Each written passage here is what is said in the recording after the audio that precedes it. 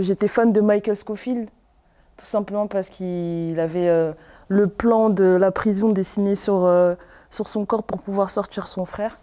Et moi, je suis une personne qui est beaucoup famille et qui est prête à tout pour pouvoir faire en sorte que ma famille soit bien. Je m'appelle Sébé Koulibaly, j'ai 27 ans. Je suis une passionnée de sport, plus précisément le football. Actuellement, je joue au club de Yzeure en D2, ce qui équivaut à la Ligue 2 masculine. J'ai grandi dans une cité qui s'appelle Les Bosquets, à Montfermeil. Ça a été une belle enfance pour moi. Mais après, si je la raconte, je pense que les gens diront que c'est pas forcément une enfance facile. Mais en soi, quand on vit dans la banlieue et qu'on a ses amis et qu'on joue avec les moyens du bord, j'ai envie de dire, c'est les meilleurs souvenirs. J'aimais bien aller à l'école, mais surtout ce que j'aimais le plus, c'était jouer au football après l'école avec mon frère. C'est là où je me sentais le mieux, c'est là où je quittais, on va dire en quelque sorte, les pressions de la famille. C'est là où je me sentais moi-même et c'est là aussi où j'ai appris à avoir confiance en moi et avoir de l'estime pour moi. J'ai commencé à jouer au football au quartier à Montfermeil. De là, je suis partie à Tremblay en France où j'ai connu pour la première fois le haut niveau avec une montée en D2. Puis de là, j'ai quitté la région parisienne pour Saint-Étienne où j'ai connu le haut niveau parce que c'était de la D1. Mais à côté de ça, j'ai envie de dire, j'ai connu mon premier échec. Ça a été un échec footballistique parce que c'était le plus haut niveau, c'était de la D1. C'est là où je devais m'affirmer et montrer que vraiment, voilà, on a toujours dit que j'avais des compétences, des qualités. Et pourtant, là, j'arrive au haut niveau et j'y arrive pas. Tout simplement parce que mentalement, ça ne suivait pas. Et avec du recul, je me dis que j'étais vraiment pas prête. Mais aujourd'hui, je me dis qu'au final, c'est pas un échec, ça a été un déclic en fait dans ma vie. Tout ce qui a suivi, ça a été que du bon après. Après Saint-Étienne, le plus gros déclic de ma vie, ça a été l'Himalaya. Moi, l'Himalaya, c'était dans les bouquins d'histoire et c'est limite, je ne savais même pas situer le Népal sur une carte. Et là, il y a une assistante sociale qui est venue me voir qui m'a dit, oui, voilà, ils cherchent 3 filles sur 11 jeunes. Est-ce que tu ne serais pas intéressée pour partir? Mais ça a été le voyage de ma vie. C'était de longues heures de marche. Le monde de la montagne, c'est un monde que je ne connaissais pas du tout. Voilà, moi, j'avais l'habitude des grandes tours de Montfermeil. Et là, j'arrive au Népal, la culture, les gens, en fait, tout le décor était différent. Et là, on me dit, tu vas atteindre un sommet. Moi, je me dis, je suis sportif, je joue au football, atteindre un sommet, c'est rien, voilà. Mais après, quand tu t'en rends compte que pendant les heures de marche, c'est tellement physique, c'est tellement mental. À un moment donné, c'est le mental qui jouait, parce que physiquement, c'était plus possible. Mes plus grandes réflexions, en fait, ça a été dans les chaînes de l'Himalaya, quand j'essayais d'atteindre ce sommet-là. C'était beaucoup de remises en question. Qu'est-ce que je veux faire de ma vie? Qu'est-ce que je fais actuellement? Là où je veux aller? Il faut savoir que j'ai craqué. Parfois, dans la vie, on a peur de dire qu'on a craqué. Mais c'est en craquant que j'ai réussi à aller en haut. C'est à un moment donné, j'ai tout lâché, j'ai tout vidé. Je me suis dit, allez, c'est bon. Là, je suis faible. J'accepte d'être faible. Mais après, quand j'ai fini d'être faible, c'est bon, je repars, mais remonter à bloc. Et après, j'ai eu la chance d'avoir aussi d'autres jeunes avec moi et des éducateurs aussi qui ont été là pour moi. Et c'est important aussi. Dans la vie, il y a des gens qui nous tendent la main et il faut les saisir. C'est ce qui m'a permis de tenir quand j'en pouvais plus, je pouvais plus marcher ou mentalement c'était vraiment difficile. On me disait, allez, un pas de plus, un pas de plus. Et au final, un pas de plus, ça devient un sommet. Et quand tu arrives tout en haut, franchement, tu te dis, tu es en face de l'Everest. Et là, tu te dis, en vrai, tous les obstacles que tu as rencontrés dans ta vie, tu as réussi à atteindre un sommet. Et il suffit de te dire à chaque fois, j'ai réussi à atteindre le sommet. Là, il n'y a plus d'obstacles dans ma vie. À chaque fois que c'est difficile, je me dis, attends, tu es parti à l'Himalaya, tu as atteint un sommet, allez, c'est bon. Après, on n'est pas tous arrivés au sommet, mais chacun est arrivé à son niveau de réussite. L'essentiel, c'était que chacun dépasse ses limites, vraiment le dépassement de soi, que chacun aille dans ses retranchements et qu'il aille là où il peut aller.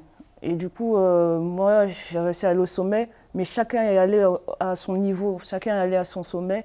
Et c'était ça, en fait, le plus beau, en fait, j'ai envie de dire. Quand on est tous redescendus, on était tous ensemble, Il n'y a pas eu de différence. Personne ne s'est dit, ah, t'es allé au sommet ou pas. Non, chacun, on était tous contents parce que chacun est allé au-delà de ses propres limites. Et c'était ça le plus beau. J'ai eu un premier combat, c'est de vouloir continuer le football. Pour mes parents, c'était un peu compliqué au départ, tout simplement parce que voilà, déjà, voilà, le football c'est pour les garçons. Et même quand ils ont compris que vraiment c'est ce que j'aimais faire, c'est le voisinage qui était contre, limite. Et du coup, le regard des gens, ça les dérangeait un peu au début. Et ensuite, d'accepter aussi le fait que je parte alors que je suis une femme, je ne suis pas mariée, c'est un sport masculin. Ça a été compliqué, mais après, je leur ai expliqué que voilà, c'était vraiment ce que je voulais faire et là où je me sentirais le mieux. Du coup, ils m'ont laissé partir. Et il y a eu ma sœur aussi qui a pas mal appuyé. Ma sœur, elle a fait du foot avant moi, mais voilà, elle a dû arrêter justement parce que mes parents voulaient qu'elle arrête le football. Et comme c'est la première et que les premiers, en général, ils sont disciplinés, j'ai envie de dire, ben, elle a dû arrêter et moi, j'étais un peu plus la rebelle et j'ai continué.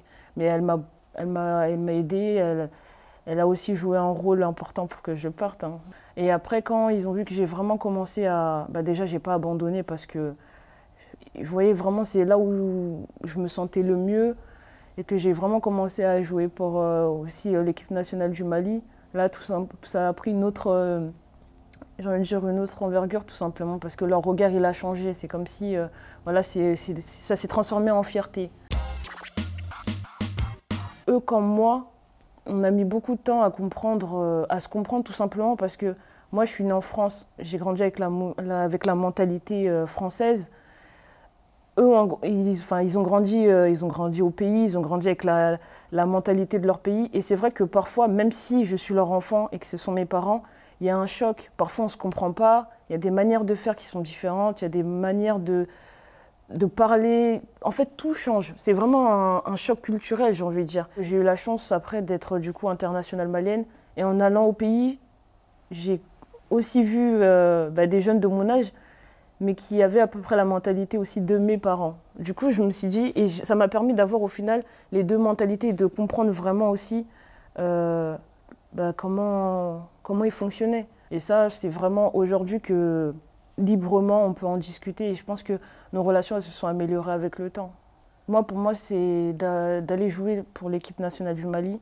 Ça a été une manière de leur rendre hommage et de montrer que durant toute ma vie, on m'a dit t'es quoi, t'es plus malienne ou t'es plus française? Moi, je réponds toujours, je suis les deux. J'ai pas à choisir entre la France et le Mali, mais je veux leur montrer que oui, je vis en France, oui, je suis là, mais j'ai aussi une double nationalité que je porte fièrement. Et c'est l'origine de mes parents, c'est mes origines aussi. Donc pour moi, c'est une manière aussi peut-être de les rendre fiers, tout simplement parce que voilà, je suis fière d'être malienne, je suis fière d'être française, et puis voilà. Je suis beaucoup impliquée dans le quartier dans lequel j'ai grandi, tout simplement parce qu'il y a des petites filles qui veulent faire du football aujourd'hui et qui me demandent des conseils. Donc moi, je les oriente. Notre association s'appelle Jouons comme elle. Elle est spécialisée dans la promotion et la valorisation de la place de la femme dans la société par le biais du sport. Ma génération, on a entendu des critiques, on a entendu les préjugés. Oui, votre place est à la cuisine. Voilà, pas de créneau forcément pour les féminines, un manque d'infrastructures, le manque du matériel. Mais après, je pense que ma détermination, elle a été au-delà de tout ça et que voilà, j'ai continué parce qu'au final, c'était ma passion. C'était tellement plus fort que moi que j'ai réussi à passer au-delà de ça et j'ai continué le football. Au départ, on était parti vraiment sur les femmes parce que nous, on vient de quartier, on sait comment c'était difficile pour nous de trouver les bonnes informations, de s'émanciper. On voyait les filles au quartier qui étaient comme nous à l'époque, hein, qui étaient là, mais qui ne savaient pas très bien ce qu'elles voulaient faire. Et puis on s'est rendu compte qu'en fait, les garçons, à cet âge-là, ils avaient les mêmes problématiques que les filles. Et on s'est dit que pour changer les mentalités, il ne fallait pas forcément exclure, mais plus intégrer aussi les garçons. Aujourd'hui, ces jeunes-là, ils ont peur de sortir parce qu'ils n'ont pas eu forcément la chance d'aller découvrir autre part. Et nous, c'est ce qu'on essaie de leur faire découvrir d'autres choses, d'autres sports, une autre manière de vivre, d'autres cultures, pour pouvoir leur montrer que partout où vous êtes, en fait, vous pouvez être chez vous. Il suffit juste de croire en vous, d'avoir confiance. C'est croyez en vous, ne laissez pas les autres polluer votre cerveau en disant que telle chose que tu veux faire est inaccessible. C'est faux, il suffit juste d'être déterminé, d'avoir la volonté et surtout d'accepter les mains qu'on nous tend tous les jours au quotidien.